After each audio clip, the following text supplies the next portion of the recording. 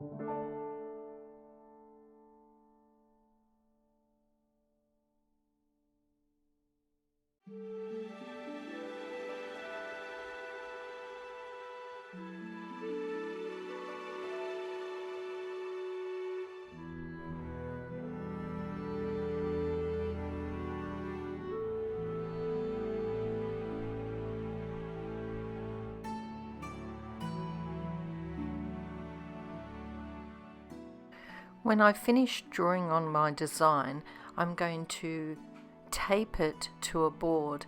I've found a bit of old core board that I used to use for framing, but you could use other boards. I'm going to tape it down with this washi tape. It just barely covers my border, so I'll put another layer of tape, this time masking tape, over the top of it. Now, to keep that firmly in place, I'm going to place a few staples, just using a normal stapler. Now feel the edge and make sure you don't put the staples in the actual paper that you're drawing on or painting on. Of course there are other tapes you could use, but I'm just using what I have on hand. There are also lots of brands of masking fluid on the market. This is one I've had for quite a few years. I'll give it a bit of a shake up and pour a little bit into a container. Now you want an old paintbrush, something that you're not worried if it gets wrecked, because this stuff dries up and can destroy your paintbrush. It's quite thin and I'm going to put a nice coating. If you spread it too thinly, the paint might penetrate it.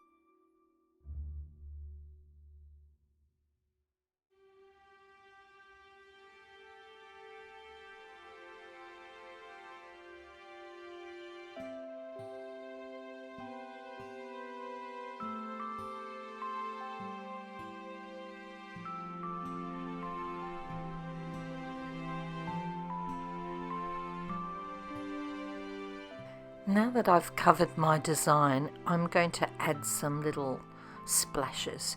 So take your paintbrush, fill it with the masking fluid, and then tap it with a pen or something similar. While I'm leaving this masking fluid to completely dry, I've mixed up a few colours, and using a big paintbrush, this is a size 12, but you could go bigger, and I want to use plain water to completely wet the background. This is called the wet on wet method. Once the background is wet, I can put other colours onto it and it will spread nicely. If I had a dry background, it would just sit on top of the paper. You can see how that paint is now spreading, and I want it to do its own thing, so I'm just dabbing on different colours here and there. Now the aim is to use layers. You don't want to mess around with this paint too much and make it look muddy. So drop in the paint, let it mix itself, and if it's not quite what you want, let it dry and do another layer on top.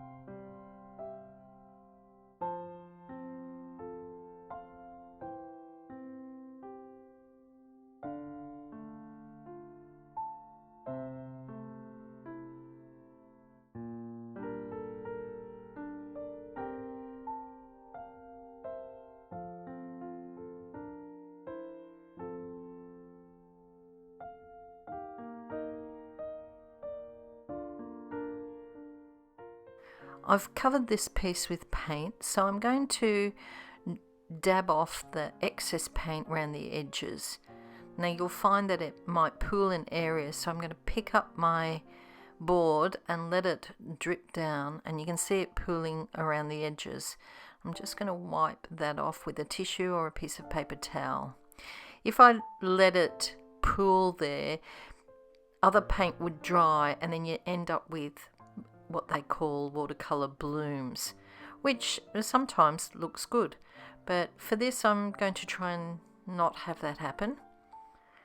So I'll get rid of all that excess paint around the edges and any that might just be sitting on top of that masking fluid.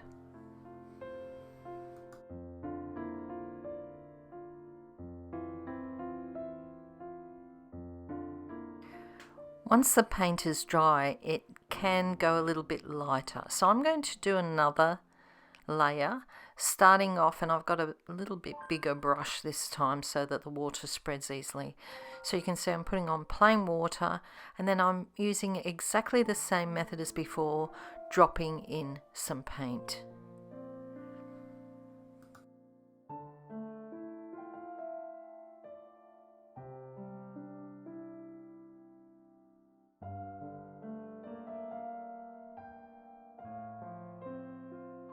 I want my background fairly dark because I'll be drawing over it later with gold gel pen, and so if it's darker the gold will stand out better.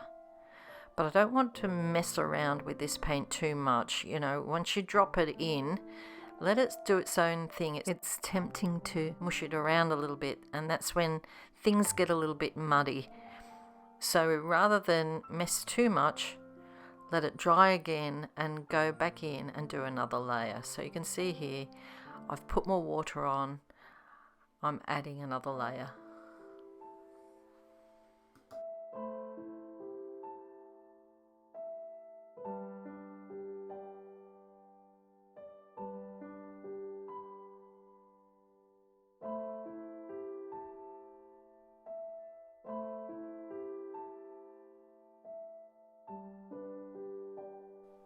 When I dried off each layer, I used a hairdryer, but you have to be careful because the heat of the hairdryer will lift this washi tape, and as I turn this around you can see where the tape is lifting off a little bit, which is fine at the end when you want it to lift off. So I'm drying the top layer off and you can see that lifting up. Now I'll remove the staples and then the tape.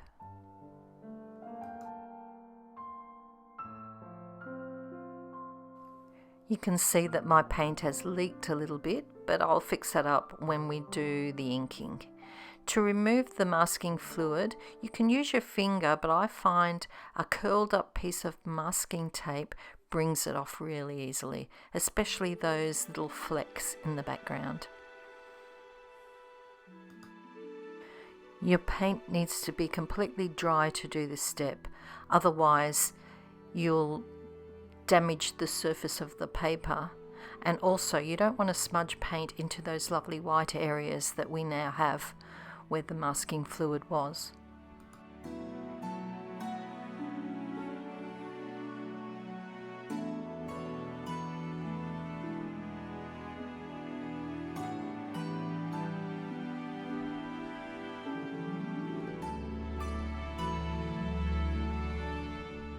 As a final step before I start inking, I'm going to just paint plain water on these flower shapes.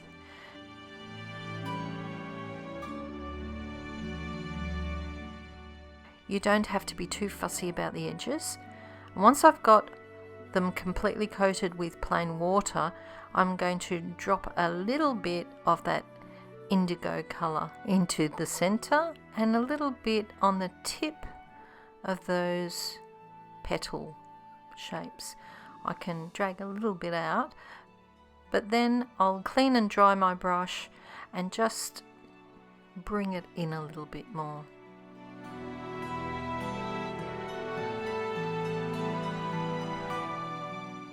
Make sure the edges are soft, and if I've wiped too much off, I can always just drop a little bit more indigo into that centre.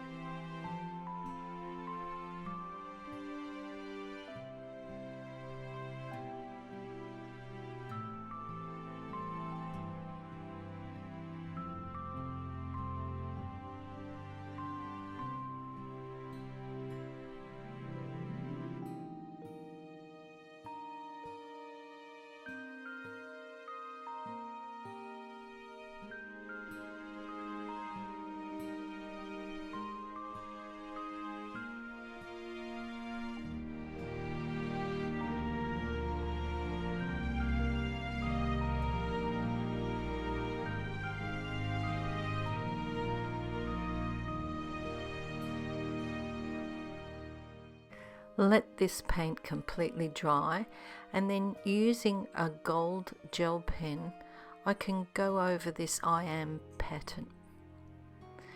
Because it's cold pressed paper, it's really quite bumpy.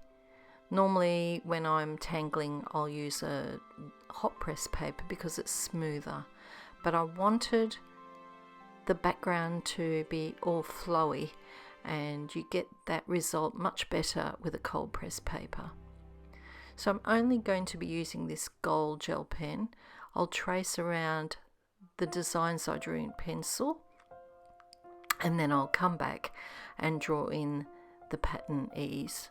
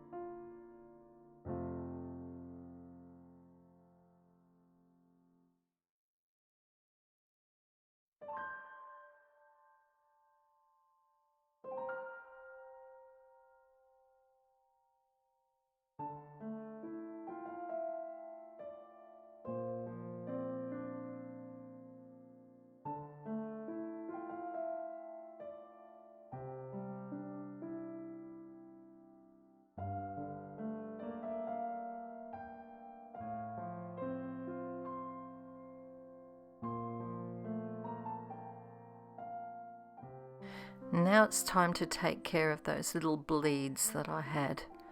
So I'll draw that pattern close to the edge, and I'll bring that leaf shape right up to where that bleed is. I don't want to bring this leaf shape completely into the border. I just only want that gold sitting there, because if I have half a leaf, it'll be half coloured and half not.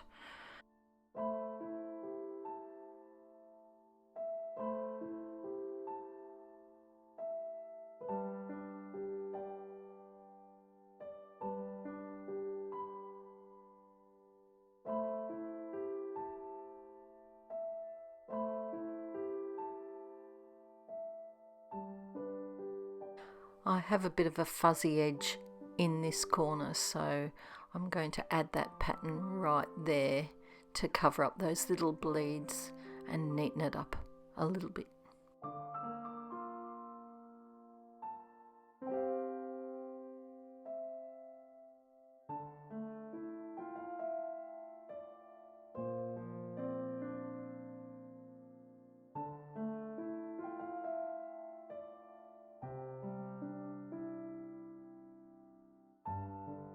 I'm going to go around now and just add lots of this pattern in places where I think it will look nice.